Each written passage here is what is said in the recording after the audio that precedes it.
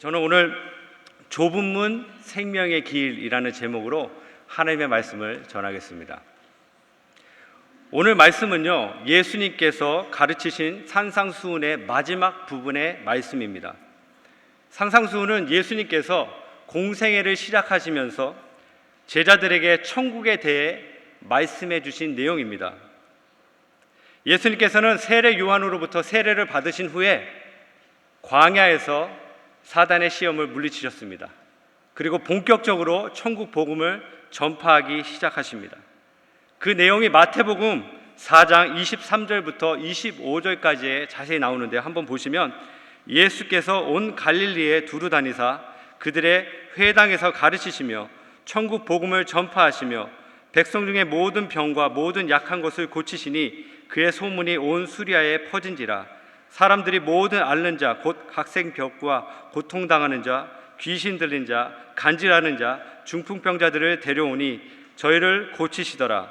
갈릴리와 데가볼리와 예루살렘과 유대와 요단강 건너편에서 수많은 무리가 따르니라.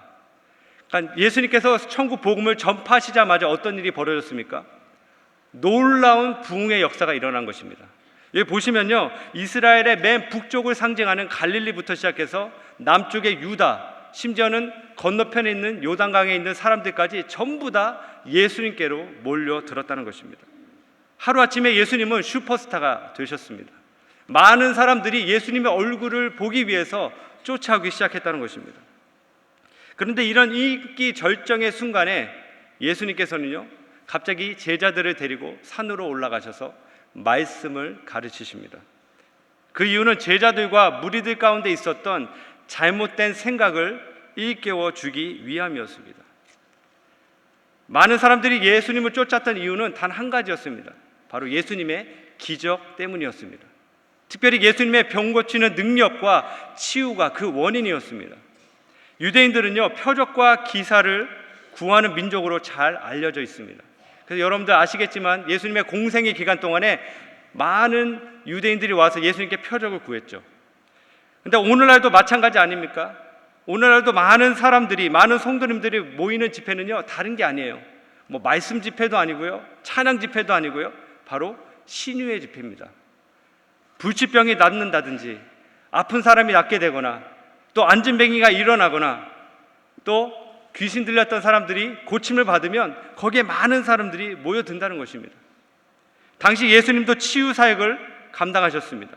그러나 중요한 것은요, 예수님의 치유 사역들은 하나님의 나라가 이 땅 가운데 임할 때 일어나는 일들을 간접적으로 또한 부분적으로 보여주셨고, 또 이를 통해서 하나님의 나라가 어떤 것인지를 사람들에게 깨닫기 위함이었습니다. 또한 이런 기적과 표적을 통해서 예수 그리스도가 바로 하나님의 아들이시고 온 인류를 구원하실 메시아이심을 알게 하는 목적이 있었다는 것입니다. 그렇지만 사람들은 그 이유를 몰랐어요. 단순히 자신의 육신의 필요와 욕구를 채우는 목적으로 예수님을 쫓았다는 것입니다. 이런 잘못된 메시아 사상과 또 왜곡된 하나님의 나라의 이해를 올바로 잡기 위해서 예수님이 이 산상수훈의 말씀을 선포하셨던 것입니다. 그래서 오늘 산상수훈의 이 마지막 내용을요, 저희가 제대로 이해하면 전체 내용이 무엇인지를 잘 이해하실 수 있습니다. 오늘의 주제는요, 제자의 삶이라고 할 수 있습니다. 특별히 무엇이 진짜 제자로서 살아야 할 모습인지를 이 오늘 말씀을 통하여서 우리는 깨닫게 됩니다. 예수님은 크게 두 가지의 지침을 우리에게 말씀해 주셨는데요, 첫 번째는 13절에 나오는 좁은 문으로 들어가라는 말씀과요, 또 15절에 나오는 거짓 선지자들을 삼가라라는 말씀입니다. 여러분, 이 말씀은 전혀 다른 말씀 같지만요, 한 가지 공통점이 있습니다. 바로 제자도와 관련된 말씀입니다. 한번 보시면요, 먼저 좁은 문, 이 좁은 문은 방향을 말하는데요, 어떤 문으로 들어가냐에 따라서 그 사람의 삶의 방향과 목적이 결정되는 것처럼 우리가 제자로서 사는 것도 마찬가지라는 것입니다. 어떤 문으로 가냐, 어떤 길로 가냐에 따라서 우리의 삶의 인생이 바뀐다는 것이죠. 그렇다면 선지자는 어떻습니까? 선지자의 역할은요, 바로 무엇이 진리인지를 사람들에게 알려주는 그런 역할을 감당합니다. 다른 말로 살아있는 표지판이라고 말할 수 있습니다. 그가 무엇을 말해 주냐에 따라서 그 말을 듣는 사람들의 영적인 위치나 방향이 결정된다는 것입니다. 제자로서 살아갈 때 누구의 말을 듣고 따라가느냐에 따라서 영생이냐 멸망이냐가 결정된다는 것입니다. 이런 의미에서 두 말씀은요, 믿는 우리에게 너무나도 중요한 지침입니다. 그러면 여기서 이 두 말씀이 어떤 내용을 담고 있는지에 대해서 여러분들과 함께 좀 더 살펴보기를 원합니다. 첫 번째로 주님의 말씀은요, 좁은 문으로 들어가라입니다. 오늘 본문의 좁은 문은 어디로 인도한다라고 말하고 있습니까? 생명으로 인도한다라고 얘기하고 있습니다. 그렇다면 이 좁은 문과 생명의 길은 누구를 말합니까? 바로 예수 그리스도를 말씀하고 있습니다. 예수님께서 자신을 이렇게 표현하셨습니다. 요한복음 14장 6절 말씀, 우리 한번 다 같이 읽어볼까요? 시작. 예수께서 이르시되 내가 곧 길이요 진리요 생명이니 나로 말미암지 않고는 아버지께로 올 자가 없느니라. 아멘. 예수님 자신이 길이라고 분명히 말씀하고 계십니다. 영어로 보시면 I am the way라고 말합니다. 그러니까 다른 여러 가지 길들 중에 하나가 아니라 바로 그 길, 단 하나밖에 없는 그 길이라고 말씀하고 계십니다. 하나님께로 가는 길, 영생으로 가는 길은 오직 예수 그리스도 외에는 없습니다. 여러분 그 사실을 꼭 기억하시기를 바랍니다. 또한 예수님께서 요한복음 10장 7절부터 9절에 이런 말씀을 하십니다. 이 내용도 너무나 중요하기 때문에 우리 한번 다 같이 읽어보도록 하겠습니다. 시작. 그러므로 예수께서 다시 이르시되 내가 진실로 진실로 너희에게 말하노니 나는 양의 문이라. 나보다 먼저 온 자는 다 절도요 강도니 양들이 듣지 아니하였느니라. 내가 문이니 누구든지 나로 말미암아 들어가면 구원을 받고 또는 들어가며 나오며 꼴을 얻으리라. 아멘. 예수님은 양의 문이 되시기 때문에 바로 그 문을 통하여서 우리가 영생을 얻게 된다는 말입니다. 도적과 강도는요, 양을 죽이는 자들이에요. 하지만 목자는 양의 생명을 지키고 보호합니다. 마치 예수님이 우리의 목자 되시기 때문에 우리에게 영생을 주실 뿐만이 아니라 우리의 생명을 보호해 주신다는 말씀입니다. 그러므로 생명의 길로 영생으로 인도하시는 예수 그리스도만을 믿고 따라가는 것이 바로 제자로서 살아야 할 자세임을 기억하시기를 바랍니다. 그런데 오늘 가만히 보시면요, 이 좁은 길에 대한 한 가지 특징이 또한 나옵니다. 14절에 보시면 생명으로 인도하는 문은 좁고 길이 협착하여 찾는 자가 적음이다 라고 얘기합니다.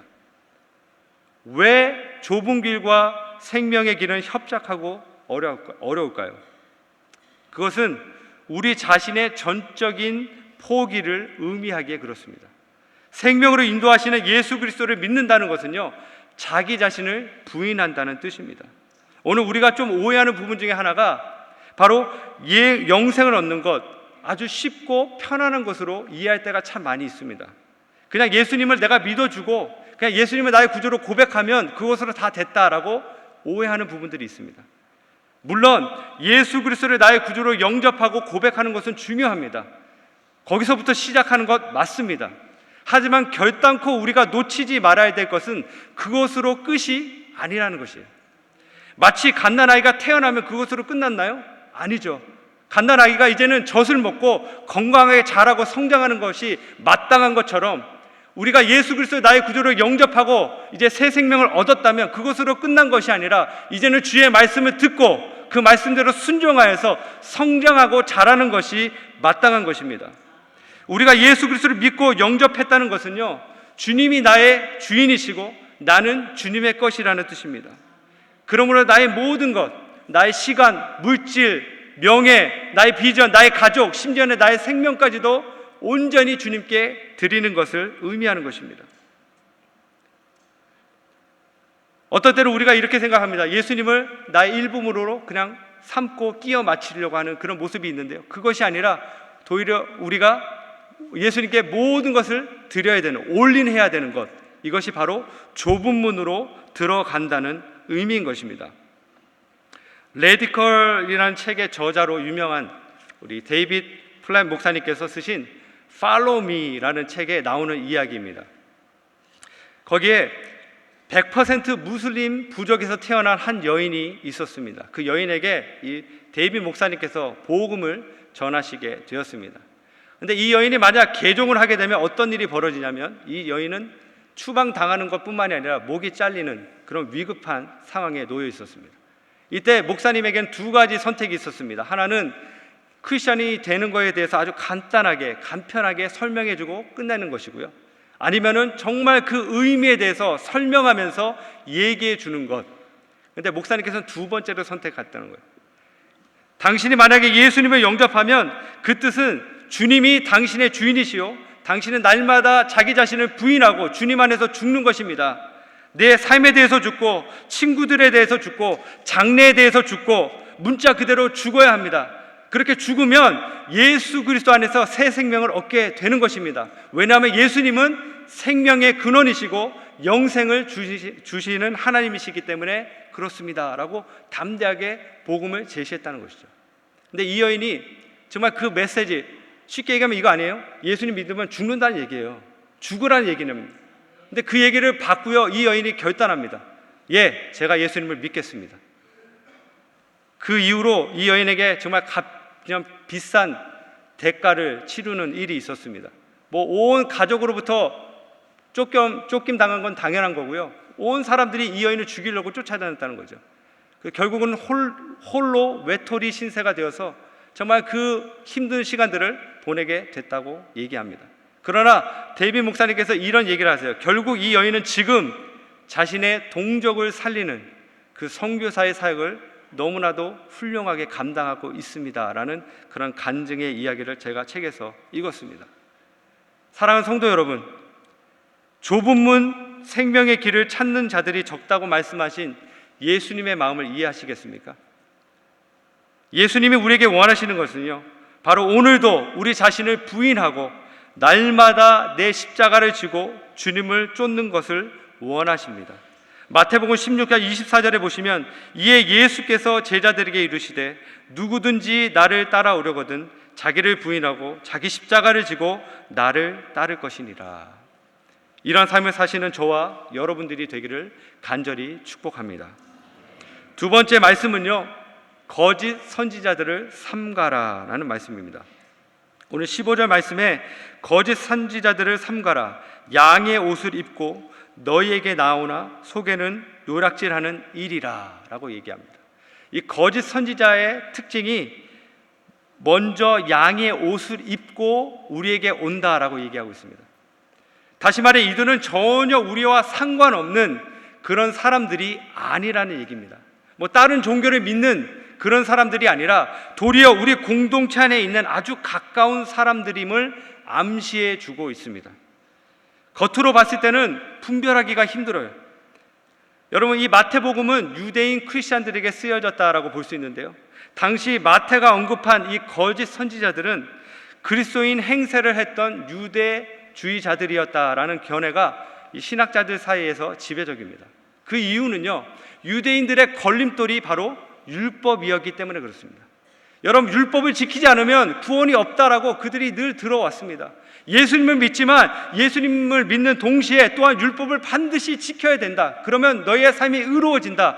구원이 있게 된다라고 거짓 가르침을 들었다는 것입니다. 이것이 바로 거짓 선지자들의 주장이었습니다. 그들은 하나님의 백성처럼 보이고 행동하였지만 어떤 말을 하든 어떤 주장을 하든 결국 양들의 무리를 해치는 그러한 역할들을 했다는 것입니다. 오늘날 우리 교회들 안에도 얼마나 많은 거짓 선지자들이 많이 있는지 알 수 없습니다. 예수 그리스도를 믿는 것처럼 행동하면서도 결국 예수님이 아닌, 복음이 아닌 인본주의나 물질주의나 혹은 세속적인 가치관을 가르치면서 성도들로 하여금 복음으로부터 멀어지게 하는 그런 일들이 너무나도 많이 일어나고 있습니다. 그 어느 때보다도 지금이야말로 말씀을 제대로 공부하고 연구하고 깨달아서 정말 진리가 무엇인지를 분별해야 될 때라고 믿습니다. 누가 우리의 참 선지자이십니까? 예수 그리스도가 바로 우리의 선지자가 되십니다. 그분은 우리에게 무엇이 생명이고 무엇이 진리인지를 정확히 보여주시고 계시해 주셨습니다. 그러므로 예수님의 말씀과 그분의 가르침을 순종하는 것이 바로 제자로서 살아야 할 우리의 모습인 것입니다. 예수님께서 이런 심각한 상황을 아시고요, 미리 경고의 말씀을 주시면서 이 거짓 선지자를 구별할 수 있는 방법을 알려주십니다. 16절과 20절에 그 내용이 나오는데요, 보시면 16절에 초반부에 그들의 열매로 그들을 알지니 라고 말씀합니다. 또 20절에 보시면 이러므로 그들의 열매로 그들을 알리라, 두 번씩이나 반복해서 말씀해 주십니다. 거짓 선지자와 참 선지자를 구분할 수 있는 법은 열매를 통하여서 알 수 있다는 것입니다. 그렇다면 열매로 안다는 것은 무슨 뜻입니까? 그의 삶의 모습에서 우리가 알게 된다는 것이죠. 아무리 겉으로 옳은 것 같고 말씀대로 사는 것 같고 옳은 얘기를 한다 할지라도 결국은 삶의 끝에서, 삶의 모습에서 드러나게 된다는 것입니다. 이것은 주님의 제자로 부름받은 우리도 마찬가지입니다. 우리가 예수 그리스도를 따르는 그런 삶을 살아갈 때, 예수 그리스도의 제자의 삶을 살아갈 때 우리 또한 우리의 삶의 모습에서 열매를 맺어야 하는 것입니다. 말만 하는 것이 아니라, 생각만 하는 것으로 끝나는 것이 아니라 이제는 말씀대로 순종하여서 열매를 맺어야 한다는 것이죠. 여러분, 마태복음 이 초반부에 보시면요, 예수님의 길을 예비했던 세례 요한의 이야기가 나옵니다. 세례 요한이 본인에게 나와서 세례 받으려고 하는 많은 사람들에게 선포했던 메시지가 이거였어요. 회개에 합당한 열매를 맺으라 라고 얘기했어요. 그냥 회개했으니 다 됐다 이런 얘기를 하지 않았고요, 눈물 흘리고 마음에 찔림 받았으니까 다 끝났다라고 얘기하지 않았습니다. 회개에 합당한 열매를 맺으라 라고 정확히 선포합니다. 이때 사람들이 혼란스러웠어요. 무슨 얘기입니까? 각층의 사람들이 와서 어떻게 하면 회개에 합당한 열매를 맺을 수 있습니까? 라고 질문합니다. 그때 그 내용이 누가복음 3장 10절부터 14절까지 나오는데 제가 한번 좀 길지만 읽어드리도록 하겠습니다. 무리가 물어 이르되 그러면 우리가 무엇을 하리이까? 대답하여 이르되 옷 두 벌 있는 자는 옷 없는 자에게 나눠줄 것이요 먹을 것이 있는 자도 그렇게 할 것이니라 하고, 세리들도 세례를 받고자 하여 와서 이르되 선생이여 우리는 무엇을 하리이까 하매 이르되 부가된 것 외에는 거두지 말라 하고, 군인들도 물어 이르되 우리는 무엇을 하리이까 하매 이르되 사람에게서 강탈하지 말며 거짓으로 고발하지 말고 받은 급료를 족한 줄로 알라 하니라. 자, 여러분 보세요. 어떤 내용입니까? 예수 그리스도를 믿는다면 회개에 합당한 열매, 바로 삶의 변화를 가져야 된다는 것이죠. 예전에 살았던 그 모습 그대로 사는 것이 아니라 이제는 새로운 모습으로 예수님이 나의 주인이심을 고백한 그대로 이제는 삶에서 실천하면서 행하는 그런 삶을 살아야 된다라고 지금 얘기하고 있습니다. 제가 작년 가을에 이 서아프리카에 있는 기니비사우라는 나라로 비전 여행을 다녀왔습니다. 그 나라는 현재 저희 교회에 협력 선교사님으로 수고하시는 유요한 선교사님께서 사역하시는 그런 나라입니다. 그 나라의 사역의 중심은요, 섬 사역이에요. 그 나라에 약 88개의 섬이 있습니다. 근데 반 정도는 무인도고요, 반은 사람이 사는 그런 섬입니다. 그래서 선교사님께서 약 10년 넘게 그곳에 계시면서 선교를 하시면서 각 섬들을 복음화하는데 집중하셨어요. 현재 제가 알기로 한 8개의 섬에 교회를 세우고 또 복음을 증거한 그런 사역을 감당하고 계십니다. 그래서 저희가 갔을 때 지금 나오는 사진들이 그 섬 중에 한 군데를 저희가 갔을 때 찍었던 사진인데요, 그냥 보시면 되겠습니다. 저희가 갔을 때 선교사님이 한 이야기를 해주셨습니다. 이 이야기는 무엇이었냐면, 선교사님께서 기도하시면서 한 섬을 이제 열심히 복음을 증거하고 하나님의 은혜로 그것이 다 전부 다 복음화가 됐습니다. 그래서 이제 다 마치고 돌아오셨는데요, 끝나고 나서 얼마 지나지 않아서 이슬람 사람들이 그 섬에 왔다는 거예요. 참고로 제가 말씀드리면 지금 현재 아프리카는 기독교와 이슬람의 싸움입니다. 누가 먼저 들어가서 그 섬에 깃발을 꽂느냐에 따라서 이슬람화되고 기독교 된다는 그런 지금 정말 각박한 아주 시급한 그런 상황인데요. 아무튼 그때 목사님께서 복음을 증거한 그 섬에 이슬람 사람들이 왔어요. 그래서 이렇게 얘기를 했다는 거예요. 당신이 만약에 우리 이슬람을 믿으면 이 섬 전체에 우물과 학교와 병원과 또 발전기를 통해서 전기를 공급하겠습니다. 그러니까 우리를 믿으십시오라고 얘기를 했다는 거예요. 근데 각 섬마다 추장이 있습니다. 그 추장이 이제 리더기 때문에 그 리더가 오케이 하면 다 되는 거예요. 근데 이 추장님이 뭐라고 얘기했냐면, 이 복음을 들은 사람이죠. 이렇게 얘기했다는 거예요. 나는 패스터 유가 얘기한 하나님을 믿습니다. 그 하나님이 우리 부족과 나를 구원해 주셨습니다. 우리에겐 영생이 있습니다. 우리는 모든 걸 다 가졌습니다. 다른 것은 필요 없습니다. 당신이 얘기한 그 하나님 믿지 않습니다. 돌아가십시오 라고 얘기했다는 거예요. 여러분 한번 생각해 보세요. 저 섬에요, 아무것도 없어요. 저도 가봤는데 정말 물도 제대로 없고요, 전기는 말할 것도 없고요, 아무것도 없습니다. 그런데도 불구하고 그들이 예수 그리스도를 확실하게 아니까, 믿으니까요, 다른 것은 필요 없다라고 고백했던 것입니다.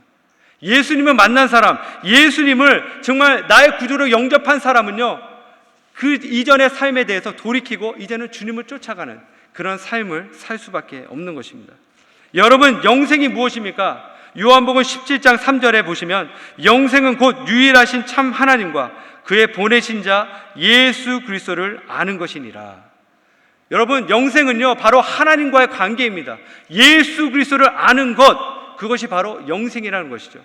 우리가 자꾸 회개에 합당한 열매, 뭔가 행하려고 하는데 그 행함의 원동, 그 근본은 무엇이냐? 주님과의 만남을 통하여서 그 만남 속에서 자연스럽게 생겨나는 것, 그것이 바로 영생으로 이어진다는 것입니다. 나중에 우리가 읽지 않았지만요, 뒷부분에 보시면 많은 사람들이 예수님께 와서 이렇게 얘기합니다. 예수님, 내가 주님의 이름으로 이것을 행했고 내가 기적을 행했고 많은 사역들을 감당했습니다. 그때 예수님이 뭐라고 대답하십니까? 내가 너희를 알지 못한다라고 얘기합니다. 하나님과의 관계, 주님과의 만남, 이것이 바로 너무나도 중요한 영적인 진리입니다. 나는 포도나무에 너희는 가지니 저가 내 안에 내가 저 안에 있으면 이 사람은 과실을 많이 맺나니 나를 떠나서는 너희가 아무것도 할 수 없음이니라. 사랑하는 성도 여러분, 예수 그리스도를 나의 구주로 믿으십니까? 그렇다면 좁은 문으로 들어가시기를 바랍니다. 오늘 내 자신을 부인하고 나에게 주어진 십자가를 지고 주님을 따라가는 삶을 살기를 축원합니다. 그리고 맹목적인 종교적인 행위가 아닌 주님을 개인적으로 알아감으로 그 안에서 풍성한 열매를 맺어가시는 저와 여러분들이 되시기를 주님의 이름으로 간절히 축복합니다.